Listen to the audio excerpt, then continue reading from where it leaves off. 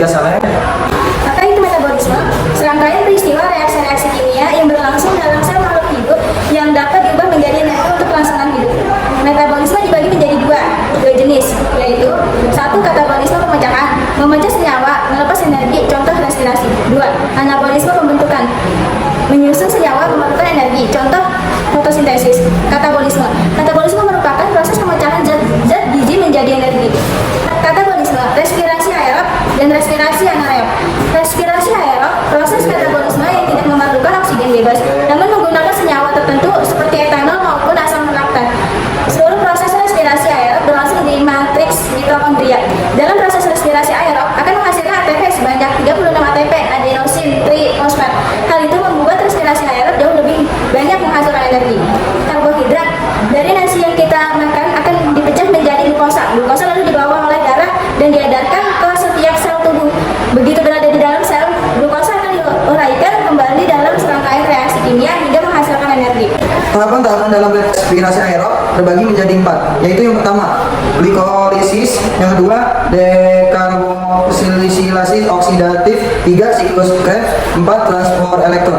1. Glikolisis akan diubah menjadi glukosa 6 fosfat oleh enzim oksigenase. Tahap ini membutuhkan energi dari ATP, adenosine trifosfat. ATP yang melepaskan energi yang disimpan akan merubah menjadi ADP. 2. Glukosa 6 fosfat akan diubah menjadi fruktosa 6 fosfat yang dikatalisis oleh enzim fosfosa isomerase. 3. Fruktosa 6 fosfat akan diubah menjadi fruktosa 1,6 difosfat. Reaksi ini dikatalisis oleh enzim fosfoenase. Dalam reaksi dibutuhkan energi dari ATP. 4. Fruktosa 1,6 difosfat 6 atau C dipecah menjadi gliserine 3 fosfat 3 atom C, dan hidroksi aseton fosfat 3 atom C. Reaksi tersebut dikatalisis oleh enzim aldolase. 5. 1 molekul hidroksi aseton fosfat yang dibentuk akan diubah menjadi gliseraldehida 3 fosfat oleh enzim klorida fosfat isomerase. Enzim tersebut bekerja bolak-balik, artinya dapat pula mengubah. 1 molekul dihidrosasi aseton fosfat yang terbentuk akan diubah menjadi gliseraldehida 3 fosfat oleh enzim triosa fosfat isomerase. Enzim tersebut bekerja bolak-balik, artinya dapat pula mengubah. 6. Gliseraldehida 3 fosfat menjadi diksodesin aseton fosfat. Gliseraldehida 3 fosfat kemudian akan diubah menjadi 1,3 difosfoglycerat oleh enzim gliseraldehida 3 fosfat dehidrogenase. Pada reaksi ini akan terbentuk KENADH. Kemudian 1,3 difosfoglycerat akan diubah menjadi 3 fosfoglycerat oleh enzim fosfoglycerat kinase. Pada reaksi ini akan dilepaskan energi dalam bentuk ATP. 8. Kemudian 3 fosfoglycerat akan diubah menjadi 3 fosfoglycerat oleh enzim fosfoglycerat mutase. 9.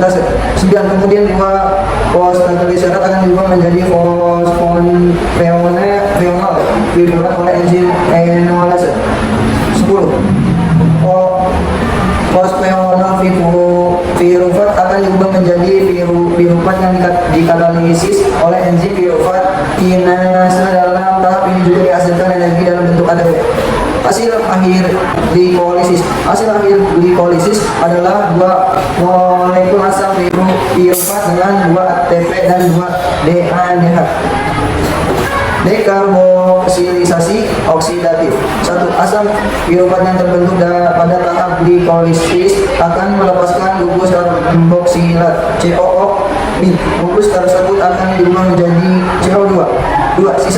Sisa atom C dalam bentuk CH3COO akan mentransfer kelebihan elektronnya pada molekul DNA ditambah menjadi DADH untuk CH3COO diubah menjadi asam asetat. Asam asetat akan diberikan dengan koenzim A membentuk asetil koenzim A asetil CoA. Hasil akhir dekarboksilisasi oksidatif. Hasil akhir dalam dekarboksidatif oksidatif asam pirufat adalah 2 asetil keomniha, 2 DADH dan 2 CO2. Siklus Krebs. 1. Asetil KOA membentuk ikatan citra dengan oksaloasetat.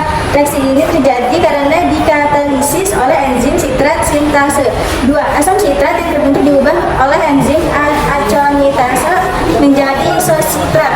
3. Selanjutnya isositrat tersebut oleh enzim isositrat dehidrogenase diubah menjadi alfa ketoglutarat dalam reaksi yang terjadi selepas CO2 serta dihasilkan NADH. 4. Alfa ketoglutarat yang dihasilkan diubah oleh enzim alfa ketoglutarat dehidrogenase menjadi sukinil-CoA.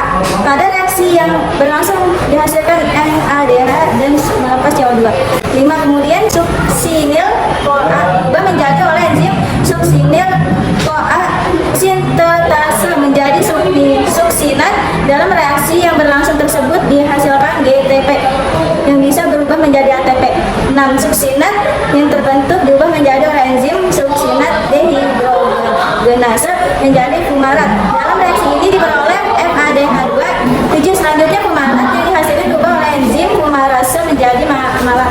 8. Terakhir malat yang dihasilkan oleh enzim malat dehidrogenase diubah menjadi oksaloasetat.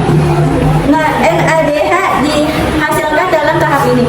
Hasil akhir siklus Krebs adalah 6 NADH2, FADH2, 2 ATP dan 4 CO2. Transport elektron. 1. NADH akan melepas elektronnya kepada kompleks protein 1. Peristiwa ini membebaskan energi yang memicu dipompanya H+ dari matriks mitokondria menuju ruang antar membran. NADH yang telah kehilangan elektron akan berubah menjadi NAD+. 2 elektron akan diteruskan kepada ubiquinon. 3. Kemudian elektron diteruskan pada kompleks protein 3. Hal ini akan memicu dipompanya H+ karena keluar menuju ruang antar membran. 4. Elektron akan diteruskan pada sitokrom C. 5. Elektron akan diteruskan kepada kompleks protein 4. Hal ini juga akan memicu dipompanya H+ keluar menuju ruang antar membran. 6. Bila dihitung transfer elektron dari bermacam-macam protein tadi memicu dipompanya 3H+ keluar menuju ruang antar membran, H+ atau proton tersebut akan kembali menuju matriks mitokondria melalui enzim yang disebut ATP sintase. 7. Lewatnya H+ pada ATP sintase akan memicu enzim tersebut membentuk ATP secara bersamaan. Karena terdapat 3H+ yang masuk kembali ke dalam matriks, maka terbentuklah 3 molekul ATP. 8. Proses pembentukan ATP oleh enzim ATP sintase tersebut dinamakan dengan keosmosis. Hasil akhir transfer elektron adalah 3 ATP dan 6H2O. Tahapan respirasi aerob. Yang pertama ada glikolisis yang terjadi di sitoplasma. Bahan yang digunakan yaitu glukosa plus 2 ATP. Produk yang dihasilkan yaitu 2 ATP, 2 asam pirufat, dan 2 NADH. Yang kedua ada dekarboksilasi oksidatif yang terjadi di matriks mitokondria. Bahan yang digunakannya 2 asam pirufat dan 2 koenzim A. Dan yang dihasilkan adalah 2 asetil CoA, 2 CO2, dan 2 NADH. Yang ketiga ada siklus Krebs yang terjadi di matriks mitokondria. Bahan yang digunakan yaitu 2 asam oksaloasetat dan produk yang dihasilkan yaitu 2 ATP, 4 CO2, 6 NADH, dan 2 FADH2. Yang terakhir ada transfer elektron yang terjadi di membran dalam mitokondria atau kristal. Bahan yang digunakan yaitu 10 NADH dan 2 FADH2. Produk akhirnya yaitu 34 ATP dan 6 H2O. Dari proses sebelumnya kita mendapatkan 10 NADH. Karena satu molekul NADH menghasilkan 3 ATP, maka total ATP yang didapat adalah 10 NADH dikali 3 ATP, yaitu 30 ATP. Sedangkan jumlah FADH2 yang kita dapatkan dari proses siklus Krebs adalah 2 buah. Jika satu molekulnya akan menghasilkan 2 ATP, maka total ATP yang kita dapatkan dari FADH2 adalah 4 ATP.